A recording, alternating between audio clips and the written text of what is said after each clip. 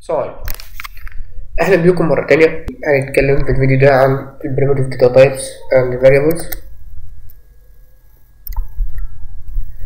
هنتكلم عن البريمتيف داتا تايب، هنتكلم عن الانتجرال تايب اللي هي الأعداد الصحيحة، التعامل مع الأعداد الصحيحة، والفلوتنج بوينت والديسيمال فلوتنج بوينت اللي هو التعامل مع الأعداد العشرية، البوليان اللي هو الصفر والواحد أو الترو والفولس، الكاركتر اللي هو التعامل مع الحروف، والسترينج اللي هي النصوص، والديت تايم التعامل مع الوقت والتاريخ، الاوبجكت نعرف ازاي قلنا نعمل ديكلير ونعمل يوزنج الفاريبل ان نعرف فاريبل ونستخدمه، وهنتكلم عن النالبل تايبس اللي هي داتا تايب ما بيقبلش نال، ازاي نخليه يقبل نال. في البداية الكمبيوتر هو عبارة عن ماشين بتعمل بروسيسنج على الداتا بتتخزن في الكمبيوتر في الميموري في حاجة اسمها variable. هنعرف يعني ايه variable. الفاريبل بيكون ليه نيم وبيكون ليه نوع وبيكون ليه قيمة اللي هو النيم والداتا تايب والفاليو. مثال، ولكن عندي int count بيساوي 5، الداتا تايب بتاع الفاريبل هنا اللي هو int، واسم الفاريبل اللي هو count، والفاليو اللي هي ايه 5. طب ايه هو الداتا تايب؟ الداتا تايب هو نوع البيانات ايه، هو الحاجة اللي بتحدد لي نوع البيانات بتاعتي اللي تتخزن في الميموري ايه. على سبيل المثال لو انا بوزيتيف انتجر، لو انا عندي ارقام صحيحة موجبة زي 1 2 3، او الفابيتيكال كاركتر لها حروف زي A و B و C، او الداي اوف ويك اللي هو ماندي توزدي لها ايام الاسبوع. طب خصائص الداتا تايب، اي داتا تايب بيكون لي اسم نيم وبيكون لي حجم وبيكون لي ديفولت فاليو. ناخد مثال، وليكن عندي الانتجر نمبر في السي شارب، الاسم بتاعها اللي هو انت، والسايز اللي هي 32 بت اللي هي 4 بت، والديفولت فاليو اللي هي 0. طب نتكلم بقى عن الانتجر تايب او الاعداد الصحيحه، التعامل مع الاعداد الصحيحه. الانتجر تايب ده بيمثل الارقام سواء كانت موجبه او سالبه. طب الرينج بتاع الفاليو بتاعه بيعتمد على حجم الداتا تايب ده في الميموري. يعني لو كان عندي حجم الداتا تايب بياخد مثلا بايت، لو كان بايت فحجم الداتا تايب بتاعه من 0 ل 255، لو كان كاركتر فبياخد اكتر من 255. طب الديفولت فاليو في الانتجر تايب لو في حالة الانتجر بيكون 0، وفي حالة اللونج بيكون 0L. طب نتكلم بقى عن انواع الانتجر تايبس. عندي اللي هو البايت ده بيتمثل في 8 بت في الميموري، يعني 1 بايت في الميموري. الرينج بتاعه من 0 ل 255، يعني هو بياخد اعداد صحيحة موجبة فقط. الاس بايت هو زي البايت بالظبط، بتخزن في 8 بت اللي هو بايت بس بياخد اعداد صحيحة موجبة وسالبة من سالب 128 ل 127، والديفولت فاليو بتاعته بتكون 0. التالت داتا تايب معانا اللي هو الشورت، ده بيتمثل في 16 بت وبيمثل الأعداد الصحيحة الموجبة فقط، بيمثل الأعداد الصحيحة الموجبة والسالبة، وبياخد من سالب 32000 ل 32000، والديفولت فاليو بتاعته بتكون 0. طب الانسايند شورت أو اليو شورت ده بيتمثل في 16 بت زي الشورت بالظبط، بس ده بيمثل الأعداد الصحيحة الموجبة فقط. الانتجر أكبر شوية من الشورت بيتمثل في 32 بت وبيمثل أعداد صحيحة موجبة وسالبة، والديفولت فاليو بتكون 0. الانسايند شورت هو الانسايند انتجر، هو نفس الانتجر بالظبط بس ده بيتمثل في 32 بت وبيمثل أعداد صحيحة موجبة فقط، والديفولت فاليو هي الصفر. اللونج وده يعتبر أكبر داتا تايبس اللي هو الانتجر داتا تايبس، ده بيتمثل في 64 بت وبيمثل أعداد صحيحة موجبة وسالبة، والديفولت فاليو اللي هي 0L. والانسايند لونج ده بيتمثل في 64 بت برضه زي اللونج بس ده بيمثل أعداد صحيحة موجبة فقط. يبقى الاختلاف ما بين الداتا تايبس الانتجر داتا تايبس دي بيكون في السايز في الميموري وفي نوع البيانات اللي هي بتخزنها. يعني مثلا عندي داتا تايب بتخزن أعداد صحيحة بس موجبة، وعندي داتا تايب بتخزن أعداد صحيحة موجبة وسالبة. طيب عشان اعرف لو انا عاوز مثلا اجيب السايز، لو انا معرفش السايز بتاع البايت وعاوز اجيب السايز ده في السي شارب، عندي ميثود اسمها سايز اوف ميثود. السايز اوف دي وظيفتها انها بتجيب لي حجم الداتا تايب بتاعي ايه، بس هي بتجيبه بالبايت. يعني لو انا قلت له سايز اوف البايت هيقول لي 1 بايت واحد، لو قلت له سايز اوف انت هيقول لي 4 بايت، وهكذا. طب ناخد مثال. ده مثال ان انا ازاي بمثل او بعرف في المتغيرات اللي هو الانتجر في السي شارب. نروح بقى على الفيجوال ستوديو، ولكن اقول بايت اكس مثلا بيساوي 10، واقول شورت زد بيساوي 100. لو قلت زد بيساوي سالب 200 مفيش مشكلة ان الشورت بيبقى اعداد صحيحة موجبة وسالبة. طب لو قلت unsigned short بيساوي unsigned short دي بيساوي سالب 300، فكده هيطلع لي ايرور، لان قلنا ال unsigned short مخزن فيه اعداد صحيحة موجبة فقط. ولو قلنا int ال t بيساوي 1000 مثلا، لو قلنا int ال l بيساوي سالب 7666، قلنا ال int بيشتغل سالب وموجب. انما لو قلت unsigned int، ال unsigned int ده أعداد صحيحة موجبة فقط.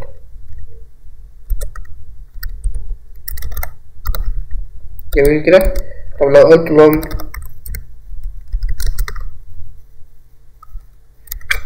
جي مثلا بيساوي، قلنا جي أكبرها. لاحظ معايا كده ان انا لو جيت في متغير البايت ده، قلنا ان هو الرينج بتاعه من 0 ل 255، وقلت له الداتا بتاعتك 300، هيطلع ايرور هيقول لك ان هو كانت الكونستانت فاليو 300 كانت بي كونفرتد تو بايت. ليه؟ لان هو اصلا الرينج بتاعه من 0 ل 255، فكانت 300 اكبر من الرينج بتاعه. ولاحظ برضه هنا ان ده عدى الرينج بتاع اللونج، يعني تكنس از تو لارج، كده عدى الرينج بتاع ايه؟ بتاع اللونج. تمام. طيب لو انا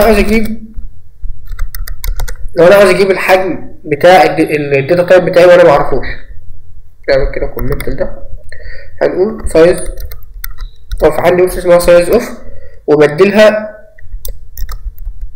اسم الداتا تايب وليكن بايت.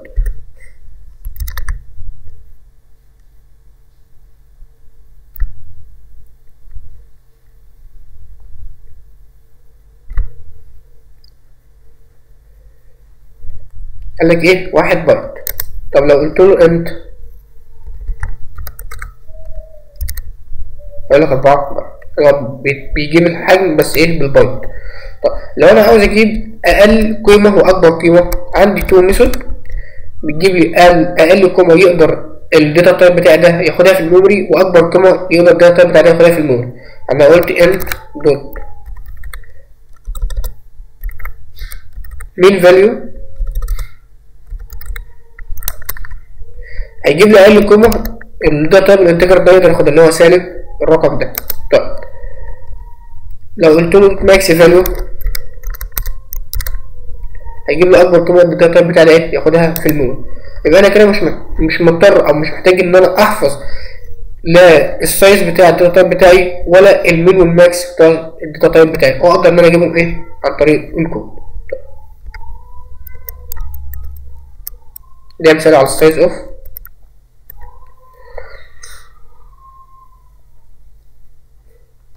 طب دلوقتي هنتكلم عن الفلوتنج بوينت تايبس، اللي هو الريال نمبر، اللي هي الاعداد العشريه. ده بيمثل، قلنا بيمثل اللي هو الريال نمبر، ممكن يكون سالب او موجب. الرينج بتاع ليه اكتر من رينج في الفاليو، يعني بيقدر يشتغل اكتر من قيمه واكتر من فاليو لها في اختلاف العلامه العشريه.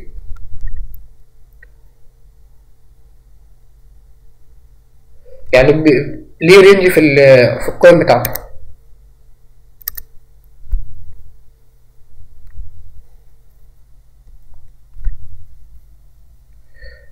نتكلم بقى على انواع الفلوتنج بوينت تايبس.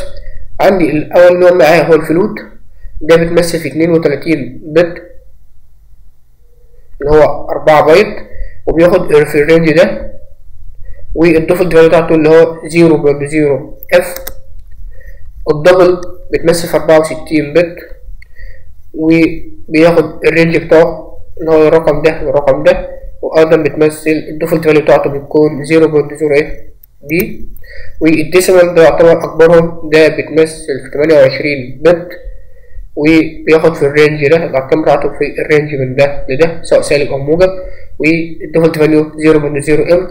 طب قلنا ايه الفرق ما بين التلاتة الداتا تايبس دول؟ الفرق في السايز في الميموري اللي هي 32 بت، 64 بت، دي 128 بت، وكمان السايز في عدد الأرقام بعد العلامة العشرية. في الفلوت بيكون من 6 ل 7، والدبل بيكون من 15 ل 16 رقم بعد العلامة العشرية، والديسيمال بيكون من 28 ل 29 رقم بعد العلامة العشرية. وقلنا الديسيمال فلوتنج بوينت ده بيستخدم في الفاينانشال كالكوليشن، يعني بيستخدم في العمليات الحسابية اللي هي ايه في البنوك والشركات الكبيرة. مفيش هنا نسبة الايرور فيه بتكون قليلة جدا أو تكاد تكون منعدمة، لأن هو أصلا ما بيعملش لوس في البريسيشن، يعني مبيبقاش عنده فقد في جزء من العلامة العشرية. يعني مثلا عنده 1 مليون، ده ما بيعرفش فيه فقد، لو بياخد يحط 29 رقم بعد العلامة العشرية. ده مثال نروح فيجوال ستوديو.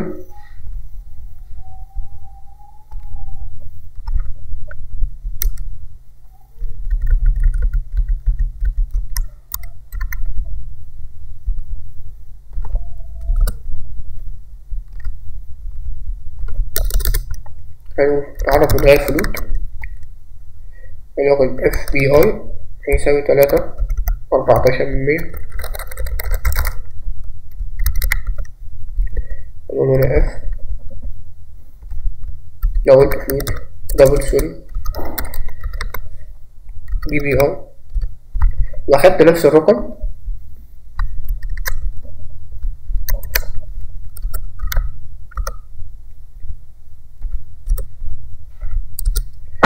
وعرفنا نتغير ديسيمال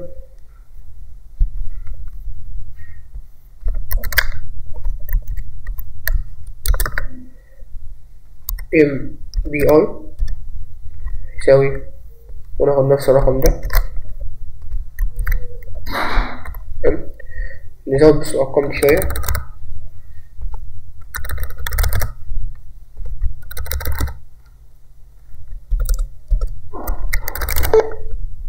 لو جينا دلوقتي أصلا نطبع الأرقام دي هتشوف ايه الفرق ما بينهم، الاف بي اي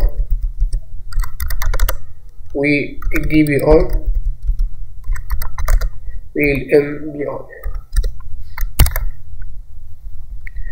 لاحظ كده احنا قلنا في الفلوت بياخد من 6 أرقام ل7 أرقام بعد العلامة العشرية، فده قالك 3.1476667. ولو جيت تبص أصلا في التعريف كان واخد أكتر من 6 أرقام بعد العلامة العشرية.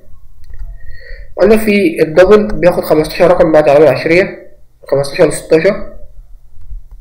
وقلنا في الديسيمال بياخد من 28 ل 29 رقم بعد العلامة العشرية، فكده جاب كل الأرقام في الديسيمال. وده الفرق ما بين الدبل والفلوت والديسيمال.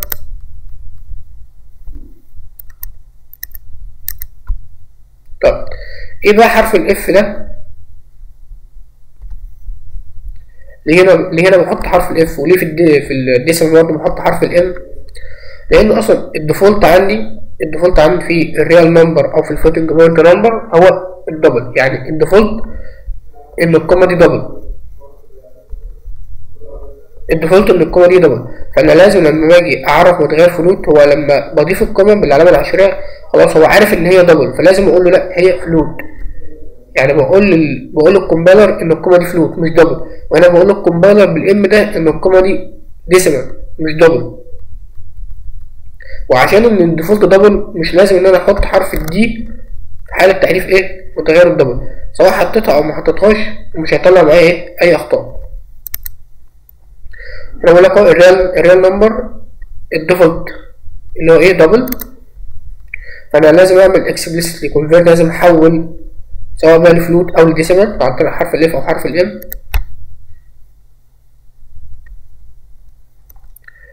نتكلم عن البوليان داتا تايب، وهي بتتعرف ب كي وورد اسمها بول، وبتاخد بوليان فاليو اللي هو الرينج بتاع بيكون يا ترو يا فولس، والديفولت فاليو اللي هي ايه فولس. ده مفيد او بيكون اكتر استخدامه في اللوجيكال اكسبريشن. for example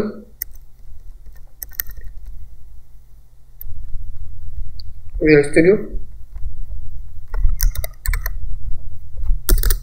اقدر اقول بول اكس بيساوي فولس، بول زد. قلت بول زد كده الديفولت فاليو بتاعته اللي هو ايه صفر، سوري الديفولت فاليو اللي هي ايه فولس. قلنا ترو. لو عرفت متغير انت ايه بيساوي 1 وانت بي بيساوي 10، وجيت هنا عرفت متغير بوليان سي، قلنا ان الايه اقل من البي. هل الايه اقل من البي؟ وكده تطبع له قيمة السي. هل الايه اقل من البي؟ الايه ب1 والبي ب10، فطبعا الواحد اقل من 10 فكده هيطبع لي ايه ترو، ده الشرط بتاعي اتحقق. طب لو عكست الشرط قلت له الايه اكبر من البي، طبعا هيطبع لي ايه فولس. يبقى كده يبقى البوليان داتا تايبس بستخدمه بخزن فيه يا اما قيمة ترو يا اما فولس، اللي هو صفر في حالة الفولس وواحد في حالة الترو.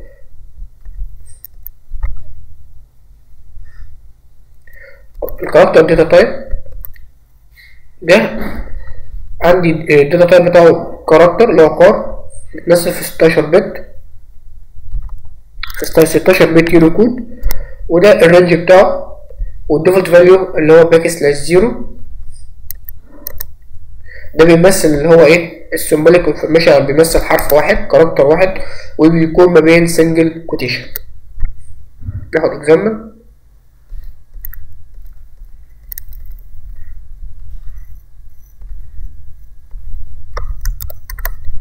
عشان اعرف متغير من الكاركتر بقول كاركتر ولكن الايه بيساوي كده ما بين سنجل كوتيشن ايه.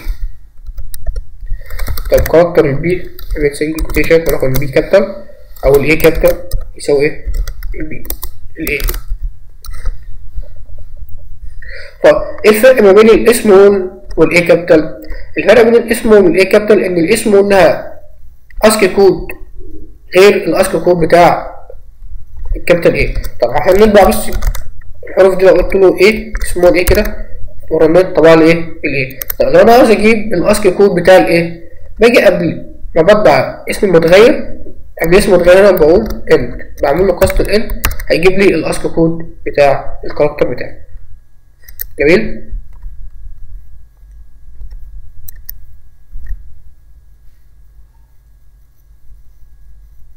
طب هنتكلم عن السترينج داتا تايبس.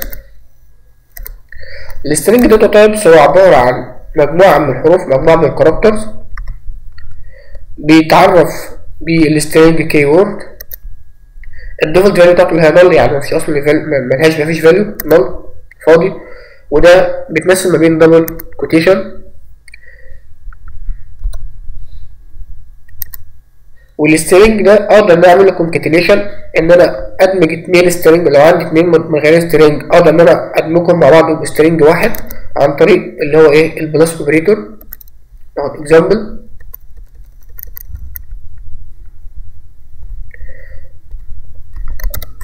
عشان اعرف متغير، عشان اعرف سترينج اللي هو السترينج ولكن نيم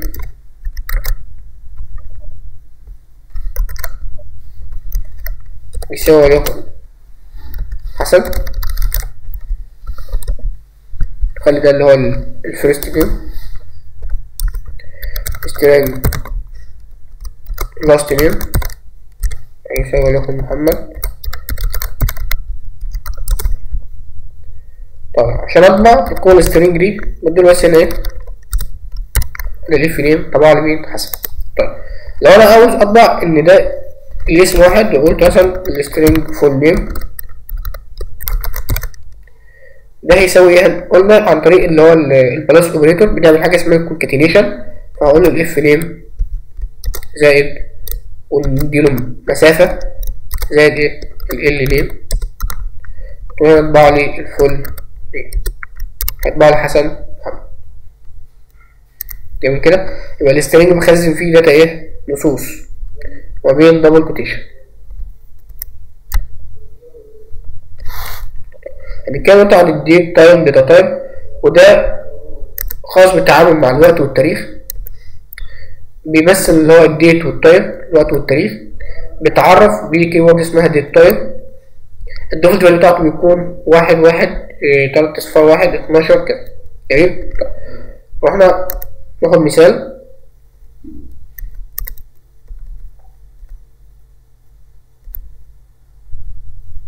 نروح على فيجوال ستوديو. لو انا هتغير ديت تايب دي تي، او تطبع دي تي سوري،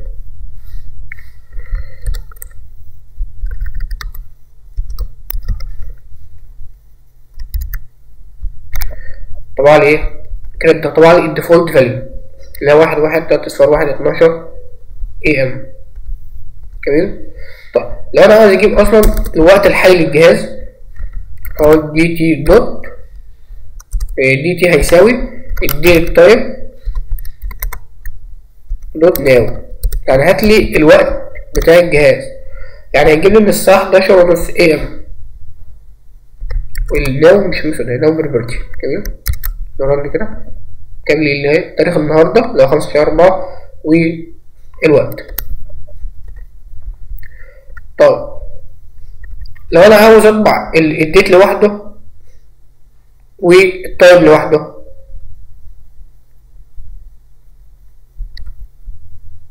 يعني انا قلت له دوت تو شورت ديت سترينج، ده كده وظيفته ان هو يطبع لي ايه التاريخ بس. طب لو عايز الوقت هنقول دي تي دوت تو شورت تايم سترينج، كده طبعا الوقت والتاريخ لوحده. طب لو عايز اطبع الساعة نقول دي تي دوت الأور، يعني هيجيب لي الساعة بس، الساعة 11. طب لو عايز اطبع، لو عايز بس اللي هو يوم الدقيقة دوت مينت، هيجيب لي الدقيقة كام وهكذا. لو قلت له دي تي دوت الدي، يعني هيجيب لي النهارده ايه، النهارده 25. أبقى بتعامل بيه مع الوقت والتاريخ، ده الديت تايم. طب الاوبجكت داتا تايب، الاوبجكت داتا تايب ده بيتعرف بكي وورد اسمها اوبجكت. ده البيس تايب بتاع كل الداتا تايبس، يعني ده يعتبر الاب بتاع اي داتا تايب. ده بقدر اضيف فيه اي فاليو لاي تايب من اي نوع. اكزامبل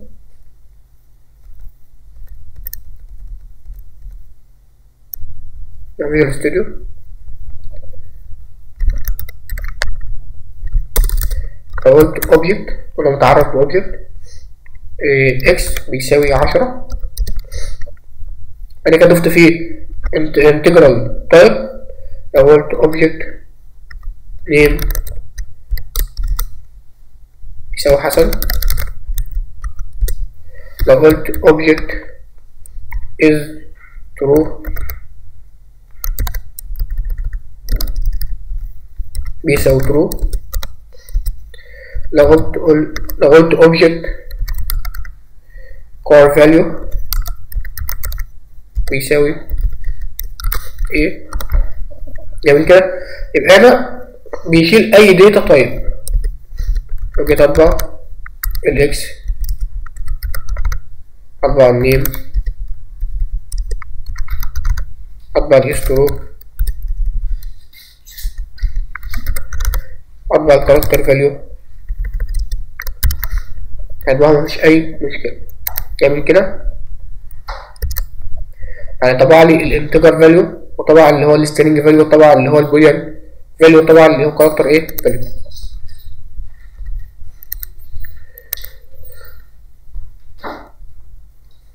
طب نتكلم بقى عن الفاريبل. ايه هو الفاريبل؟ الفاريبل ده عباره عن مكان بخزن فيه الداتا بتاعي، الداتا بتاعتي، عشان اقدر ان انا اغيرها وقت الران تايم. زي ما في الصوره كده، عباره عن مكان بحط فيه الداتا بتاعتي. طب الفاريبل ده بيمكنني من ايه؟ ان انا استور الانفورميشن بتاعتي، ان انا اخزن الداتا بتاعتي، ان انا اجيب الداتا دي، اجيب الداتا اللي انا مخزنها، اتعامل مع الداتا اللي انا مخزنها، سواء اجمع عليها، استخدمها في اعمال حسابيه، جمع، ضرب، طباعه.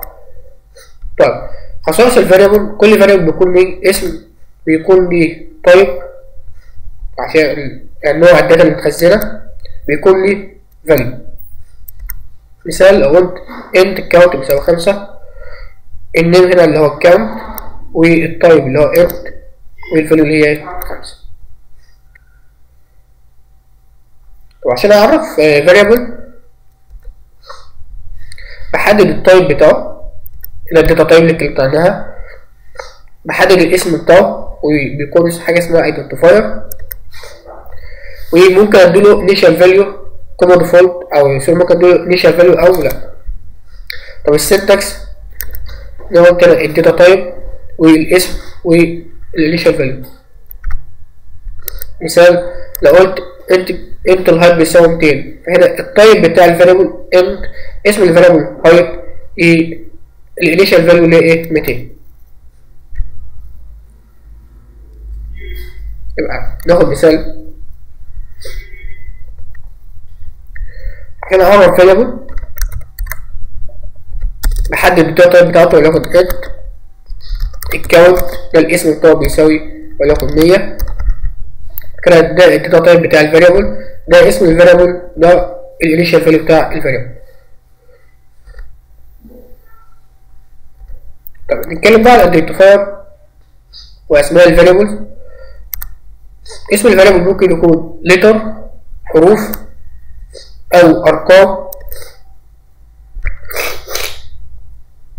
او اندرسكور، يعني يا حروف يا ارقام يا اندرسكور. طيب الاسم ممكن يبدأ بحرف او اندرسكور، بس ما ينفعش يبدأ برقم، وما ينفعش يكون كلمة محجوزة. ما ينفعش اقول انت، ما ينفعش اقول انت فور، ما ينفعش اقول انت نيو.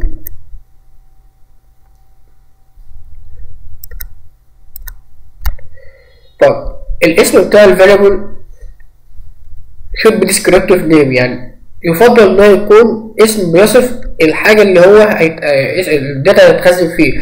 يعني مثلا اقول string name، نبدأ اللي هخزن فيه الاسم، وهكذا.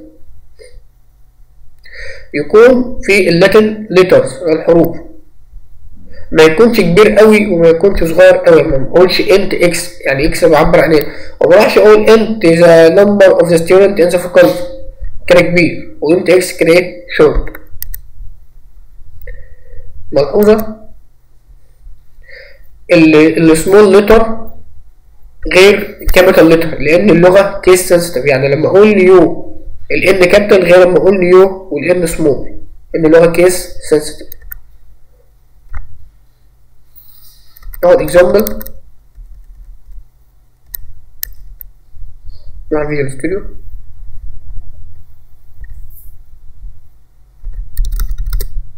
يعني لو جيت اقول انت، او مثلا الهايت بيساوي مثلا 200، string النيم يساوي حسن. لو جيت اقول اللي هو الكار A بيساوي A، بس لاحظ معايا كده لو جيت اقول string x بيساوي 5 جيجز مثلا، كده الاسم هنا ده undescriptive.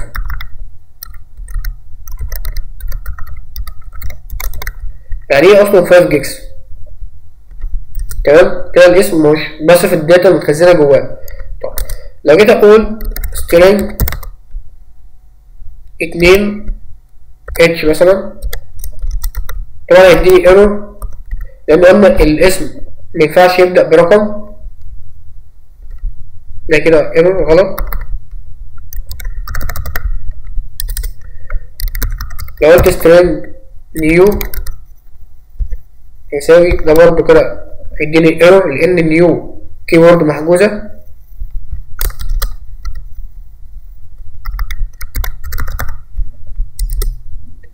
بس اقدر ابدأ باندرسكور، يعني قلت string اندرسكور نيم، مفيش اي ايرور. تمام كده.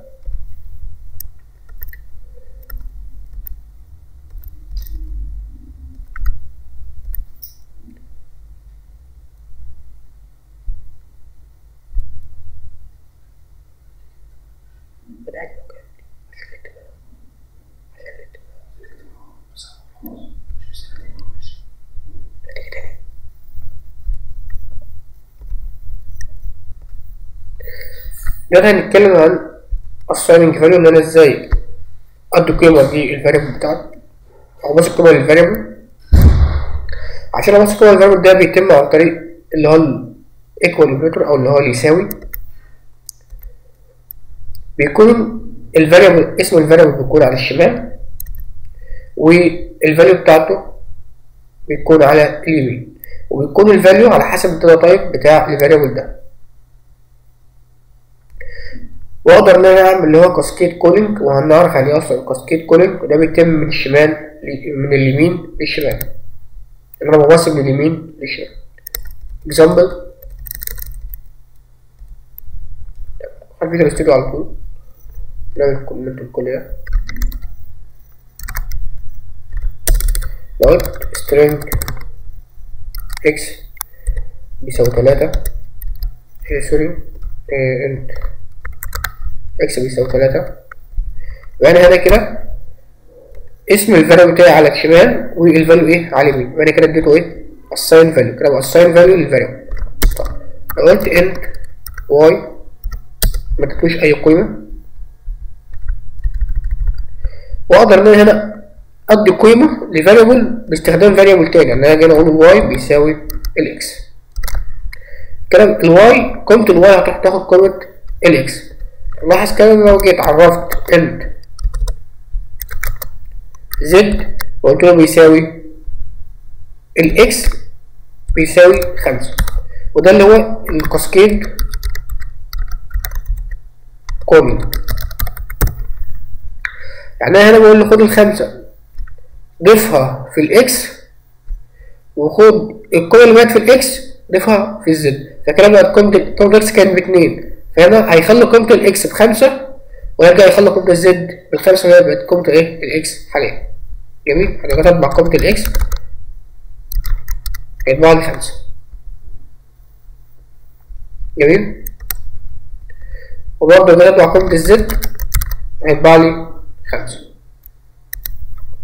طب لو جيت اطبع قيمة الواي هيطبع اللي هو الاتنين مع قيمة الاكس في الاول خالص، كانت هنا قيمة الاكس باتنين وقلت له خلي قيمة الواي بقيمة الاكس، فالواي بقى فيها 2، لو كنت عدلت قيمة الاكس خلاص هي الواي متعدلتش. جميل كده.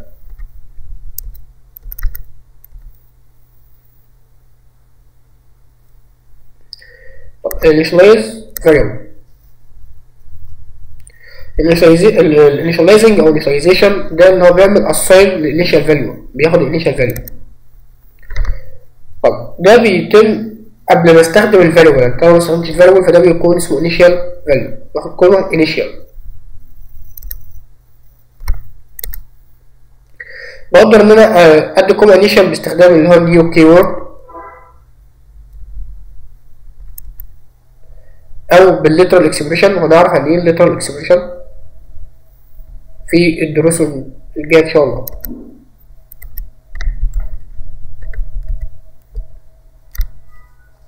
او ان انا بدي للفاريبل بتاعي قيمه فاريبل تاني. تمام. يبقى عشان اعمل initialization ان انا ادي قيمة قيمة variable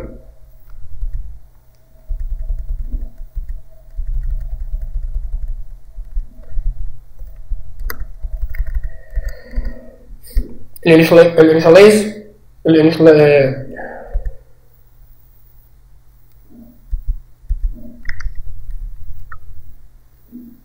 طبعا كده الانيشاليزنج فاريبل ان انا بعمل انيشاليزيشن للفاريبل بتاعي، ان انا بدي قيمه للفاريبل بتاعي. ده بيتم القيمه دي ان انا بأساين انيشال في اللي انا بدي للفاريبل بتاعي قيمه انيشال. طبعا ده بيتم قبل انا بستخدم الفاريبل بتاعي. عندي اكتر من طريقه باستخدام النيو كيورد او باستخدام الليترال اكسبريشن، والليتر ده هناخده ان شاء الله في دروس جايه هو الليترال، او ان انا بدي قيمه للفاريبل بتاعي باستخدام فاريبل تاني كان واخد قيمه انيشال. اكزامبل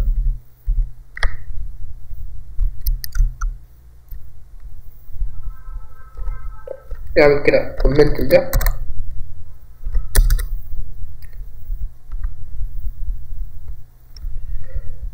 لاحظ معايا كده ان انا لو جيت هنا وقلت int x بيساوي نيو int وجيت اطبع قيمة الاكس هيتباع لي صفر اللي هو القيمة الانيشال.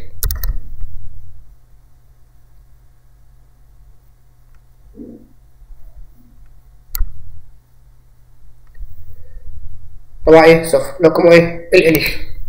جميل.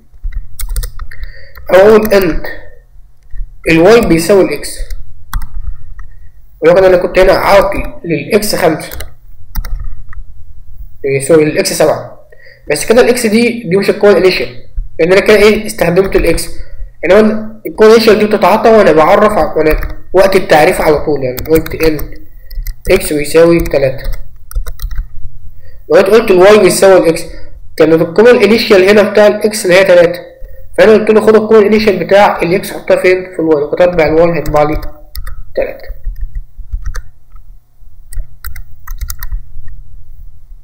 تمام كده، وكمان قيمة الاكس طبعا 3. ده عشان اعمل ايه initialization للفاريبل بتاعي.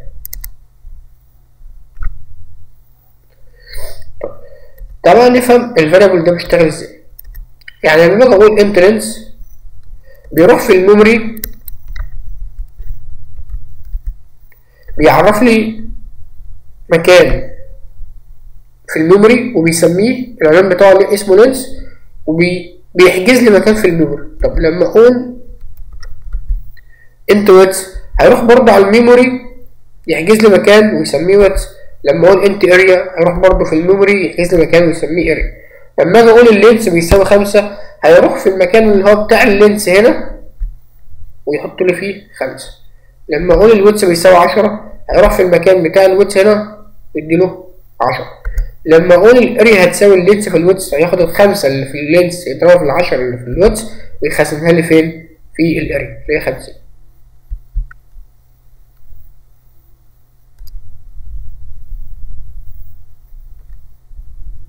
هنتكلم عن النولابل تايبس. النولابل تايبس دي ان انا عندي البريمتيف داتا تايبس ما بتقبلش نول وبخليها انها تقبل نول. دي على سبيل المثال انت ودبل. النولابل تايبس بقدر اديلها قيم زي ما بدي البريمتيف داتا تايبس قيم، وكمان بالاضافه ان هي تقدر تشتغل نول. طيب بيفضل استخدامها بيكون مفيد في حالة لما بكون بتعامل مع الداتابيز، لان في الداتابيز بيكون عندي اتريبيوتس بتاخد نول زي ما هنشوف بعد كده ان شاء الله في نهاية الكورس.